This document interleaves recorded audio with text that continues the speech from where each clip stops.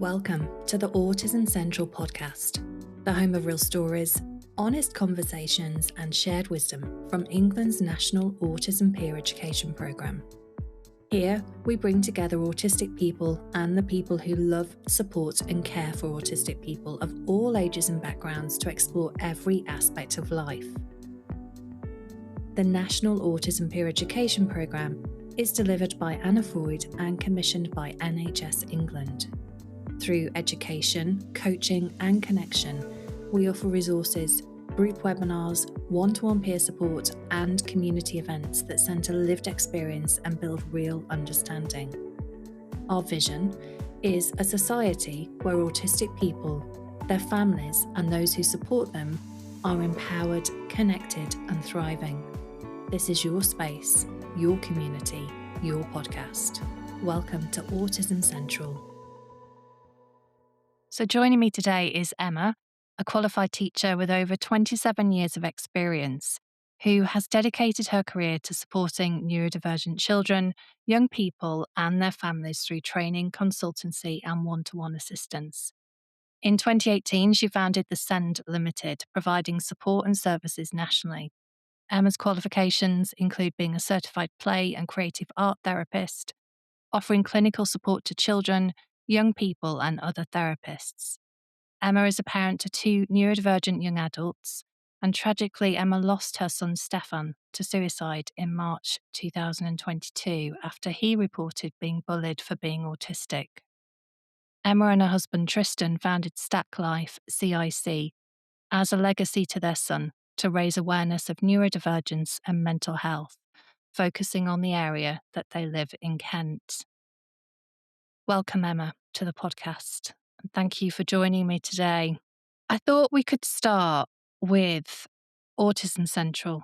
So for any of the families who are listening, who have listened through this first season, season 4 that we've done as part of the programme, they might be new to Autism Central, they might be feeling unsure where to turn. Can you tell us in really simple terms what the programme offers? What is Autism Central?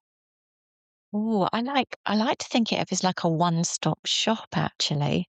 So you've got live webinars, you've got videos, you've got podcasts, you've got articles, you've got one-to-one support, and anything from sort of under fives, children, teens, autistic adults. But it feels like a really sort of safe space. It's very neuroaffirming. It's a place you'll feel sort of listened to, understood. And all the kind of facilitators and professionals have kind of lived experience of parenting and supporting neurodivergent children and young people. So yeah, I'd say with that one-stop shop that you've been looking for ages. Everything in one place. And you're working on this programme, aren't you, as an associate? And I wonder, what was it that drew you to this work, either personally, professionally, or both? And what does your role involve? I really want to bring the people who work, some people work behind the scenes on this programme. Some people are very much, on the front end of this programme. Tell us more about what drew you to this work and what your role involves. I suppose I've been in sort of send for years. When my children were little, especially when Stefan was diagnosed at 6, it was like, it was really hard to find any support. And so I thought, well, the best person that's going to help him is me. So I went out and did like extra training. Was in positions with my job. I worked in children's centre. I worked for the local authority as a SEND advisor. I set up my own business 10 years ago. I got kind of fed up with the bureaucracy and paperwork around working at the time for the local authority. So I'd been sort of in this field for a really long time. And then when kind of Autism Central come up, I knew that it was evidence-based. I knew it was come from lots of lived experience as well. It was very neuroaffirming. It was using this kind of social model, social language around neurodivergence. And I thought, yeah, definitely, I want to be part of that. And also, I suppose, because I was trying to get the message out where I was in Kent, but this was like getting the message out wider, across the whole of the UK. Um, and, it was really exciting. It appealed to my ethos, the way I believe about neurodivergence and mental health. And also, I suppose, kind of losing Steph, I felt like we need change. We need things to happen, and that has to be done on a bigger scale. And this can do this. Um, and if we change the lives of, one young person, a family that gains greater understanding, a professional in neurodivergence, then, you know, that's brilliant. I can really, you know, kind of, I suppose for me, that legacy for Stefan, that no other young person kind of feels misunderstood, undermined, marginalized, ridiculed. Um, and if we can make that change happen for other people, then yeah, that's definitely why I wanted to be part of that. Yeah. And for the families, for the parents and the carers who support autistic young people and autistic adults. I mean, think back to when your children were young. Was there anything like this that existed? Not that I knew of. That's kind of why I went into it, because I felt like there was nowhere to turn. I couldn't really get any answers. It was very neurotypical kind of parenting advice, do reward charts, just be more disciplined, give more consequences. And yeah, I fell into that trap definitely at the beginning because there wasn't anything else. And then I'd be thinking, why is this not working? What am I doing wrong? I must be a rubbish parent. Why don't my children conform to this? Um, so yeah, there wasn't really anything that was kind of suitable. And I started like trying to read extra stuff, go on extra courses. Um, and that's why, I wish this had existed like 20 years ago, although I'm sure it probably would have looked different 20 years ago. Maybe Mm. not so neuro-affirming. But yeah, there was nothing. And you touched on there about the internalized sense of shame and failure that I'm sure many parents feel when they think that they're doing it wrong, when they don't have the support. And do you think there was a moment in your own experience, Emma, when you really realized how important that advocacy and peer support really is for the parents, the carers, autistic people themselves? Was there a moment that really stood out for you about maybe for people who, maybe families who are waiting for an assessment or a formal diagnosis, or maybe they've just found out that their child is autistic? How important is that support and advocacy at that point, do you think? Oh, it is huge. Sometimes it kind of keeps you alive. It enables you to keep going because it's so lonely and isolating, and parenting neurodivergently, co complete misunderstanding. And we get a lot of the parents that come on the sessions, so I'm one of the group education coordinators, so I'm delivering on the live webinars. The I hear this all the time, feeling isolated, lonely, um, trying to navigate this neurodivergent world. And we kind of sometimes say as well, like, when your baby's born and you kind of get given that red book, and it kind of starts from that moment, doesn't it? That you get this kind of guide that your child never quite kind of fits with because it's this neurotypical kind of plan that you're looking at and assessing against. And then, your child's not meeting these milestones, or, you're getting advice from when they're little. And often a lot of it, you don't realize is really not helpful, often quite damaging. And you being with others, I think what I've found most with the Autism Central space, although we're online, it has felt so supportive, so affirming. We're having parents come back regularly, weekly, building up their kind of like toolkit of how to parent neurodivergently, but also often they're a neurodivergent parent to understand themselves. and grow along with their child. Because often we're still learning. Yeah, absolutely. And that I suppose is another barrier, isn't it, to accessing that peer support and that advocacy support at Autism Central. You know, many parents who might be listening might be navigating their own neurodivergence. They don't know what to expect from these sessions, what's expected of them, how do they work? Do they come into an online space and are they expected to talk? There might be people who, don't have the words to be able to express what's happening or all sorts of things happening in their world. Take me behind the scenes of what you do at Autism Central and some of this peer support. What actually happens? If you had to describe it to a parent listening who's maybe on the fence, who's thinking, actually, I feel lonely. I need that sense of community, that sense of belonging. I need to feel seen. I need to feel understood. I need other people who absolutely get what I'm going through. What would you say to them? I'd say, "Come on, we'll look after you, definitely." I think it's a nice mix. So we've got, education sessions. They're kind of more kind of theoretical, more slides, might be giving you some more information. Tomorrow I'm doing like, AAC devices. So we get a whole series of looking at that. We get 5 within the series. Then we've got the reflective sessions. They've been really brilliant. So we might have a particular kind of topic. So it might be things like why gaming matters. That's been a really impactful one. But we've got some really great kind of guided questions around how it feels for your child or young person. What are they kind of getting from that experience? So it's really kind of, as Georgia would say, like mentalizing, kind of really pulling that out. And then we've got virtual drop ins. So I'm doing a grandparents one tomorrow.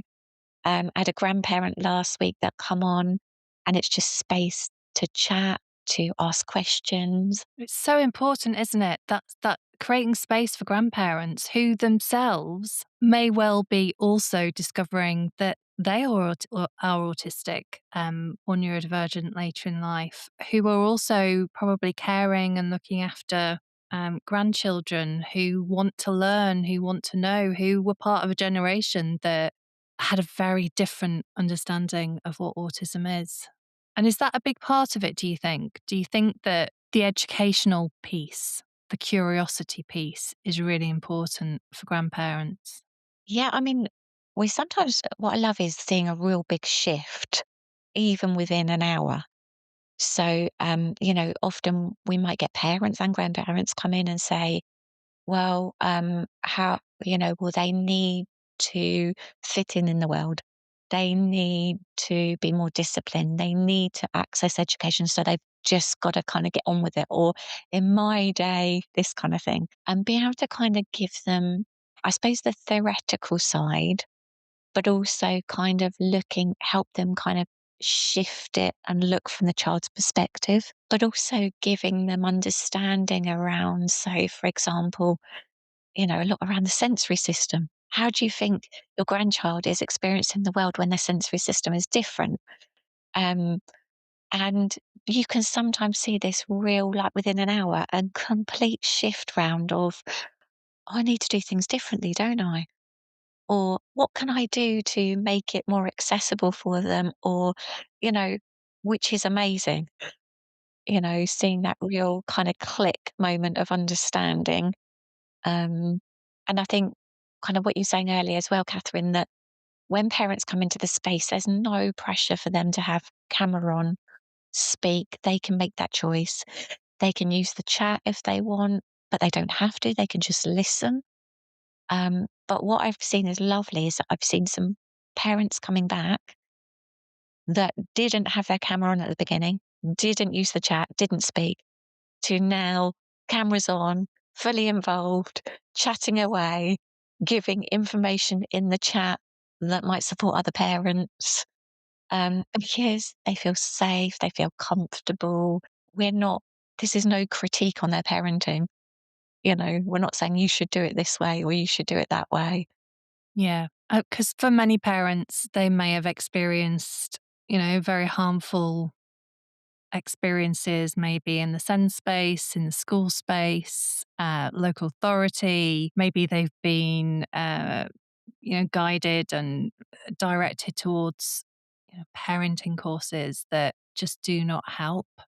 Um, so you can understand, can't you, why there's some reluctance and perhaps just uncertainty of what to expect. And there's so much on offer, isn't there, at Autism Central? So you've talked about the educational sessions, the webinars. Tell me about the reflective sessions. Tell me about the actual peer support, so the one-to-one support. What does that involve? So, I mean, it's amazing the fact that you can get up to 10 one-to-one sessions and by a kind of peer supporter. So someone's got that kind of lived experience.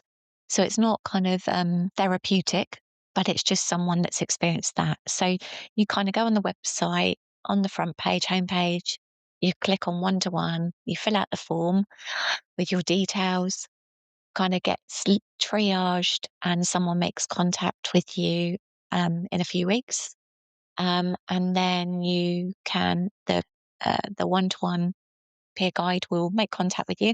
And currently, I mean, this may change, but currently it's available sort of 7 days a week from morning until evening. And it might be you want to talk about, I don't know, but what they do is try and match you with someone. So if you say, I want support around kind of meltdowns, or I don't know how to manage this, they kind of link you with someone with that kind of experience, kind of lived experience of maybe parenting or grandparenting or that kind of background. And then, you get that one-to-one individual support to speak about your child, your grandchild, maybe yourself as a neurodivergent adult. We've had quite a lot of late diagnosed people on that are kind of going, I've got this diagnosis.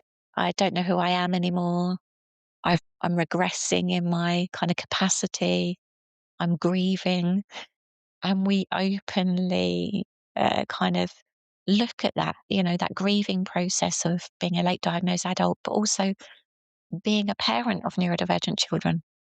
We're grieving this life. And it's so important, isn't it? Because often when you access, like you say, therapeutic support, which is often long term support, but depending on where you get it from, um, it might be support for your child, it might be just support for you. And this is very different, isn't it? And I've been involved in this the last couple of months in training the peer family support guides in our peers framework, and just getting to meet.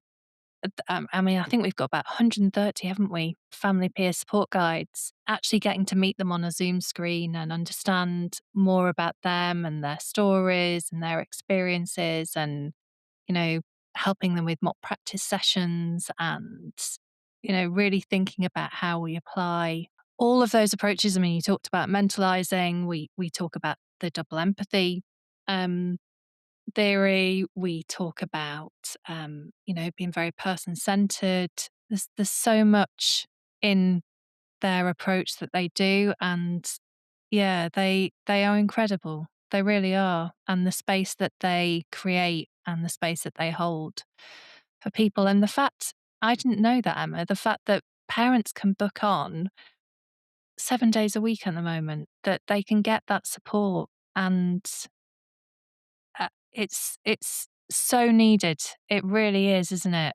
This is a question I really want to take into our next season, into season 5, that I want to ask every guest who comes on is, how do you describe autism? What's your way of, if somebody says to you, what is autism?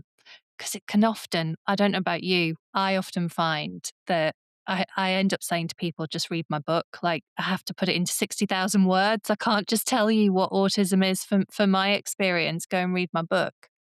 How would you describe what autism is? I was thinking about this question. It's quite interesting because it would have been very different for me when my kids were first diagnosed to now. And maybe I think back then I would have, because of my lack of understanding, really, I would have said like kind of it feels quite scary, it feels unpredictable, it feels challenging, all of those things. And the more I've kind of learned, the more I understood, I'm in a neurodivergent household. My Stefan was autistic, my daughter's autistic, my husband, I'm ADHD, but I say now it's like it's a brain difference that brings creativity, loyalty, th- thinking differently, be able to think in a way that the neurotypical brain can't. But also, you know, autism is tricky in a world that's very neurotypical. Since I've kind of over the years done study, but also through Autism Central, delivering that every time I deliver a session, I go, oh my God, that's really useful. That it kind of reinforces what I know and then adds another layer on top. Um, and makes me, I suppose, celebrate the autistic people in my house even more so for their capacity to manage in the world, but also the amazing skills and knowledge and authenticity and creativity they bring to the world as well. And I think that's the challenge, isn't it, in describing what autism is that, the autistic experience is we're all unique. We're all experience the world very differently. And there's some commonalities in terms of how we experience the world and some differences when you look at autistic people. But it is a unique experience. And I think that's the thing, isn't it? That we've got to understand the individual in front of us. How do they describe it? What's their definition? What are their strengths? What are their struggles? What are the things that they need support with? What are the things that help them to thrive? And I think that's a really important question, isn't it, to ask any autistic person? And when somebody asked me that question, unless I had it written down in a script, I just wouldn't be able to say to somebody what my experience is because it it's so it's got so much depth to it. It's so wide, it's so broad. Um, I think that's one of the difficulties is actually putting into words what your experience is, and everybody is different. And for some people, they might have to write that down of what their experience is. And it depends, doesn't it, on so many factors. Does the external factors of where am I, who I'm with, what's happening, uh, what other demands there are on me, and all of those things rolled into, because I think we tend to look at autism through a distressed lens, don't we? When an autistic person's distressed, and we did a reflective session with Autism Central on autistic joy, and that was so amazing to actually look at it from a different perspective. And it was really good for parents because we're often, because of our processes, our systems, our school, our EHCP system, everything, we're often encouraged to look at what is going badly, what our child can't do, what's awful. Um, so to shift that just by talking about what brings your child joy. What does that look like? How does that feel for them? What do you think they're getting from that? We need a different angle sometimes, and that was a really good session that we did. Yeah, no, so important, isn't it, to focus on that, the strengths as well as the struggles. And being autistic, being neurodivergent, loving, caring, supporting for family members, I mean, it can be exhausting, can't it? And emotionally heavy. So, from your own experience, what have you learned about looking after yourself whilst also supporting other people? And I'm thinking here about advice, practical things, tips, anything that you could offer to parents and carers who are listening, who They might be in the trenches of advocacy now. They might be running on empty. They might be in burnout, you know, living with chronic ill health, chronic pain, and supporting family members. What would you say to a parent about how you actually look after yourself? We do quite a few sessions actually on this in Autism Central, and this comes up with some really um, things like you're saying. How do you do it when your child regulates off of you all the time, that they need you all the time, that you're trying to fight EHCP system, all of that. Um, I'd probably say actually we need to, if we're parenting neurodivergently, we also need to self-care neurodivergently. So it's sometimes those small, little, short opportunities of self-care. It might be that you sit down to have a cup of tea, or that you have 5 minutes in the bathroom on your own, or that I was saying to the parents the other day about, like the spoons theory, using spoons theory or using batteries. We use batteries in our house. Kind of um, saying to the kids, my talking battery is a bit low at the moment, so I'm going to sit and have my cup of tea to recharge. So you're beginning to use the language around that. So it's like this commonality around language. But actually, I think we kind of fall into the trap of self care looks like a spa weekend or a long bath or whatever it might be. Yeah, right. Sometimes it's small. Sometimes it's also like executive functioning demands of things like cooking dinner can tip you over the edge. Okay, we're going to have a microwave meal, or we're going to eat off paper plates and chuck them in the bin. So we're making some demands we can smaller, low arousal, low demand to get through the next hour, the next day, the next week. Um, so doing things like that. And that those things are so important, aren't they? And I think sometimes it comes down to self-care, comes down to that self-permission, doesn't it? Of giving yourself permission to eat your dinner off a paper plate, to give yourself permission to have a microwave tea or whatever it is, and not having such high expectations that are placed on you to do all of this. And you talked about spoon theory there for any parents, carers who are listening. It's this idea, isn't there, that you might have 5 spoons in a day. And if you've had a night maybe where maybe your child still sleeps with you in your bed, maybe your child wakes up throughout the night, so you're not sleeping, and you wake up and straight away you might have 2 spoons out of your 5 spoons that are available in that day. And you've got to go to work, you've got to go in to have a meeting at school, you've got to go and do the shopping, all of these things. It's about working out, isn't it? How you spend those spoons, but also how you replenish those spoons. We did a podcast episode earlier in this season, and one of the guests was talking about in their household, they have this phrase where they say sensory says no.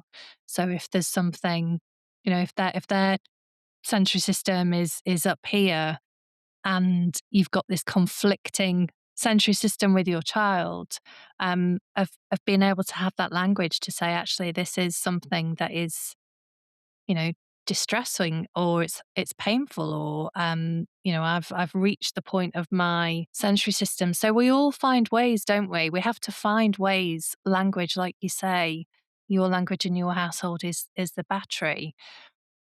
And I suppose equipping parents, but also the children, to recognize when their battery is low and what they need to recharge. Um, I mean, that in itself. Imagine if for many of those parents, if they'd have had that language growing up. Yeah. And as a play therapist, I do this with kids. So I might draw out batteries, and I'll talk about at the end of the school day, where is your talking battery, your listening battery, your movement battery, your learning battery, your sensory battery. And when that's sometimes a really good, useful language and visual. And they might draw like, oh, I had a little girl the other day, and it was like, "My movement battery is still quite high because I don't get to move enough at school because we have to sit down so much. I could do more of that, but my listening battery is really low." So and then kind of working with school and home, okay, when she comes out, she needs more movement, but less you talking to her and less her listening till she's more regulated. So yeah, that commonality in language, and I think we use batteries because I think in our house, if I said, "Oh, stop talking at me, I can't listen anymore," that would tap into some of my family's rejection sensitivity dysphoria.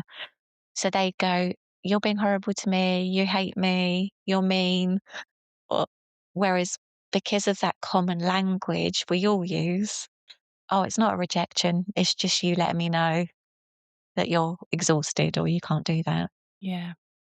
That's so important, isn't it? To think about that, about how language lands. And like you say, it needs to be unique to your family. And that's a really good suggestion about, how you can support yourself and ensure that you can support the people that you love and care about at the same time as well. And, we've just come out of 2 weeks of, or some parents might still be in half term as we're recording this, but we've just come out of 2 weeks of the Easter holidays. And again, those transition points from finishing school to going into the holidays, you've got a different routine, a different structure, and then preparing your children to go back to school and all of that transition. And then it starts all over again, doesn't it, for parents? Yeah, and it's exhausting and it's stressful, and especially if we've got our kids don't wanna go back to school, we've got that school-induced emotional burden, and we know from the research, don't we, that our children carry a bigger emotional burden. Their kind of bucket gets filled up quicker by just being in those stressful environments, with sensory overwhelm and unpredictability and, and the exhaustion that comes from that. Yeah, and adjusting back to a routine. And then, there's the families and the parents and the carers who, children aren't in school. They're being educated in somewhere other than school. And so when we're talking about self care, how do you find that space, Emma? You must have this with the parents that you're supporting. How do those parents how do they find that space in their day when they are living and breathing 24/7, supporting their children, and there's no break in the sense of the child going to school? Do you think there's a different level? Do you think there's something else? What would you say to that? Yeah, because we've actually had a couple of parents on last week, exactly that. So their children are, education other than at school. My parents spoke about how dependent their child is on them, and also, I suppose what's difficult is when you're having all your education largely at home, and then the education bit stops in the day, but you're still at home with your parent. And we spoke about kind of how do you enforce those kind of boundaries with your child, that this is the school bit and this is the home bit, and the space between that.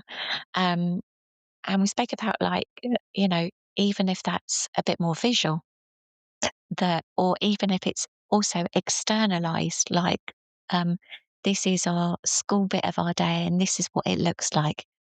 This is what happens, this is what it looks like, this is how it feels. Now the school bit or the education bit, like a school day we finished, and this is the home bit. And that particular parent we chatted about, you know, because self-care, although we often feel guilty, we feel bad about taking any time, especially if our children really need us and regulate off us. But we spoke about, like, what a gift we can give our kids if we show them what self-care looks like now.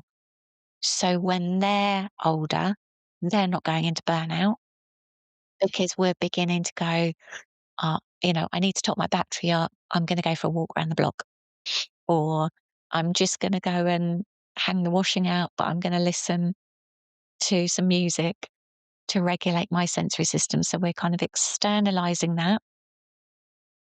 understanding about rejection sensitivity, but also kind of showing our children, if we don't do this, you go into burnout, and I don't want that for you. And we spoke about how sometimes we're learning this alongside our kids, aren't we? If we'd had this 20, 30 years ago, that would have been really useful. But no one ever taught us. I mean, I'm in my 50s. No one ever even spoke about self regulation or tapping into your nervous system. And yet we're having to do this for our kids without even often knowing what that is for ourselves. So we are learning alongside them, aren't we? Often.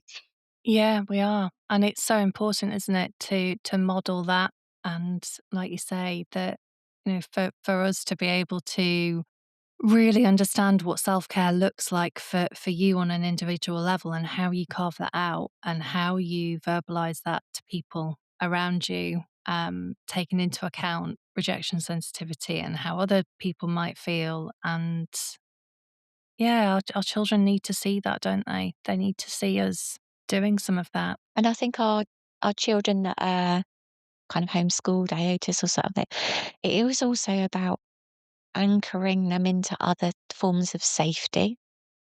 Because if we're the only anchor, they are gonna wanna spend all our time with them because they're regulating off of us. But what if they're spending all their time regulating off of us and we're dysregulated because of that, it's gonna go back and forth, isn't it? Transference and stuff. So, we kind of spoke about in our session about what are safe objects, safe spaces, safe people, and also kind of verbalizing that for our kids. Looks like that teddy is a really safe thing for you. It never changes. It always looks the same. It's a really good thing to make you feel safe for that environment or whatever. So that we kind of, children's brains are developed. Their kind of prefrontal brain, their thinking brains develop later. So helping them kind of make those links as well is really important. Yeah, and learning from those experiences. It's so important, isn't it? So important. And a lot of families, they tell us, don't they, through the program, that they feel isolated, they feel misunderstood. They are grieving the life that they thought they would have. Why do you think peer support is so important during those moments? And how does Autism Central help families feel less alone? How do they feel heard? How do they feel understood when things are feeling really overwhelming for them? Because when you're in the thick of it, and maybe you're alone at home, maybe you don't have a support system or a village that lots of people talk about, this village, don't they, of raising your children, but there are many, many parents out there who do not have a village. There is no village raising their child. They are the village. And it can feel like you are doing this completely alone, that you're not seen. And I think that's often one of the real challenges, isn't it? And the struggles is when you don't feel seen, when your struggles are not being witnessed. So, how does peer support help with that? I think what is really amazing about the space is, all of the facilitators, we have lived experience. We have professional experience, but it's our lived experience. We are going through lots of what our parents are experiencing.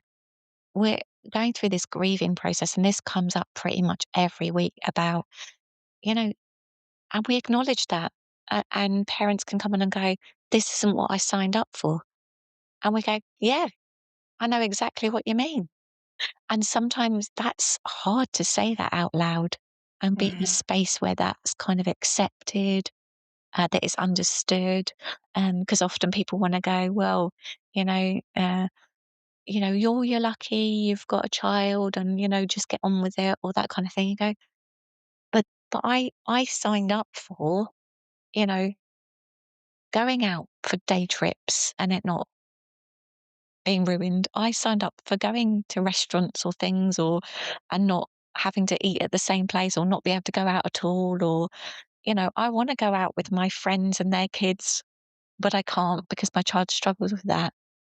And I think what is brilliant is, and I see this really a lot at the reflective sessions, is we'll come along, we'll give a couple of prompts, a couple of parents will start talking about this, we'll share our lived experience, and then all of a sudden, we've got a whole group of parents that are kind of going, yes, I experienced that too. Mm. Yes, this is my life. I understand this. So I think it comes in that, you know, we're not going to come along, oh, I'll just do this and it's fixed and it's all sorted. It's about kind of validating that experience, listening, being open, being able to relate. Um, and the parents do that for each other. And there's often, isn't there, very few spaces where you can have those kinds of conversations. You know, social media isn't often a place to have those conversations. You might not have somebody in your circle, in your family, who you can talk to about this. So yeah, coming on and sometimes just saying out loud, Yeah, this is really hard, you yeah. know, acknowledging that this is really hard and somebody else reflecting back and saying, yep, it is really hard. And interestingly, I think we've had quite a few parents on that are in a professional role where they are the kind of experts in their role. We've had kind of like people on from AMS, doctors, social workers that are parenting a neurodivergent child, and they go, I'm supposed to have all the answers. I have no one to talk to. I have no one to kind of share this with within my workplace or my family because they think I should know this. And I think that's been really powerful, kind of go, yeah, just because we're in a professional role doesn't mean we don't experience all the same things, doesn't mean we have all the answers. And being able to come into a space like that, you know, has been really empowering for those parents as well.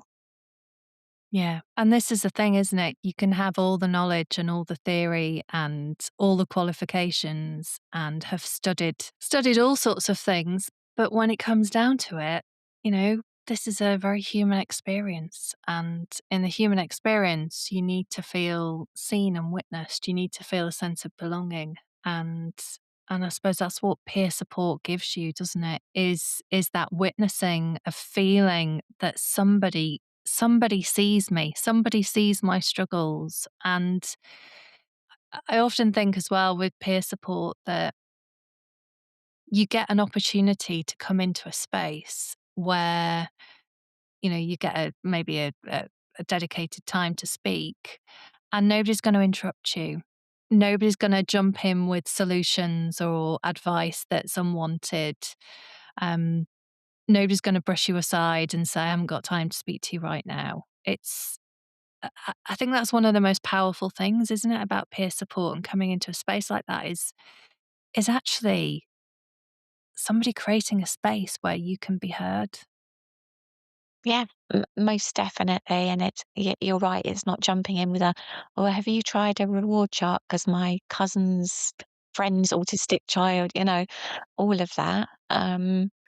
But also, I think kind of unlike holding that space is, the theory and understanding around autism from a neurodivergent lens, because I think also what's powerful about this space is, we've got lived experience. A lot of the people, the people that are writing the content are neurodivergent themselves, neurodivergent parents. So, it's coming from a place of understanding, and not just another kind of, oh, try this sort of thing. Mm. Yeah, no, it's so important. And final question is for any parents, carers, family members who are listening who may be worried about the future. And what we've tried to do in this season as we come to a close on this season is bring stories and experiences that bring hope for autistic people and their families. For anybody who's listening who's worried about the future, what what message would you most want families to take away about love, about acceptance, about compassion, maybe agency, power of community on their journey? what I've noticed, especially over the last year or so, is there's a shift. It feels like we're moving forward with being more kind of neuroaffirming, more neurodivergent led. Um, and that feels powerful. And I think if you come on, that's the message we will give.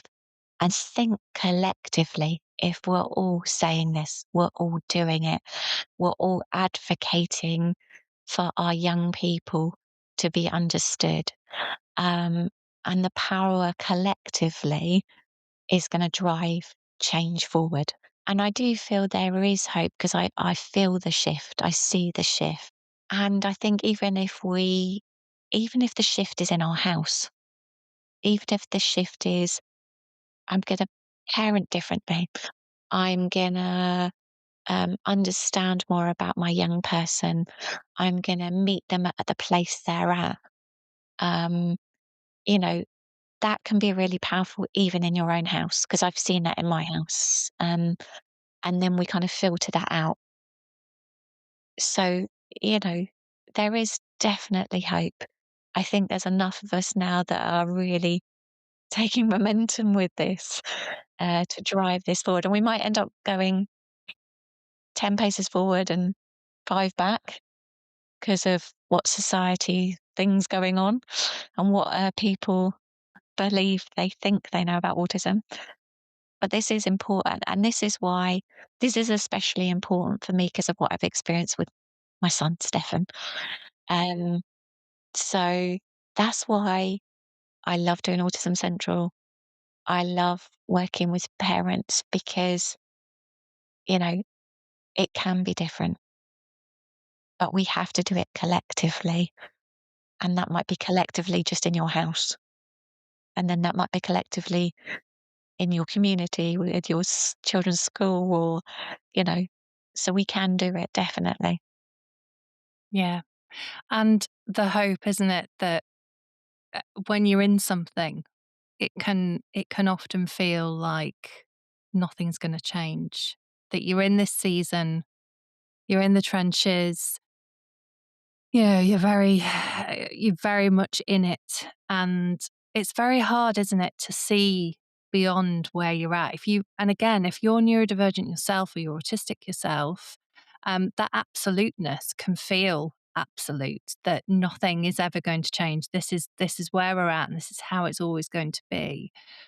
And I suppose that's another part of the peer support, definitely, and Autism Central is that you're amongst people who are at different stages in their parenting journey. So you've got people who are, like you, Emma, who, you're a parent, you've got what 2 decades of parenting experience, and the work that you do, and all the other people who bring their parenting experience. Sometimes we need to hear from somebody else, don't we? That actually things do get better, or not to lose hope. And I think hope is the thing that we have to hold on to, don't we? Yeah, and you're right, that kind of shifts and changes. And often I'll ask parents in the chat, like, how old is your child? So that also when parents are listening, oh, I've got a 5-year-old and I've got a 15-year-old, they can feel that difference. And I've got a young adult now. And yeah, things have definitely shifted and changed. If you'd asked me, you know, 5 years ago, 10 years ago, 15 years ago, I could have felt like you're saying, I could have felt, oh God, I can't even see how the future's going to look. I can't even see how we're going to manage with this. But it does definitely shift and change.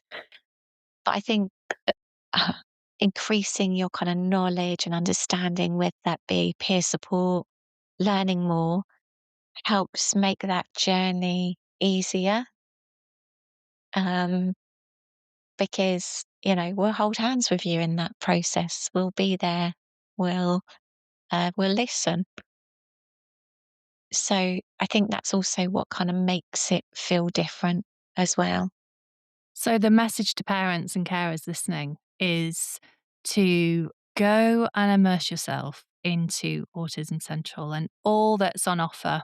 Listen to the podcasts. You can listen to people's real stories and experiences. We've got lots of stories. We've got many more coming in season 5. There's the reflective sessions, there are the educational sessions, there's blogs, there's articles to read if you're somebody who doesn't want to be on a screen. There are one-to-one peer support sessions that you can sign up for.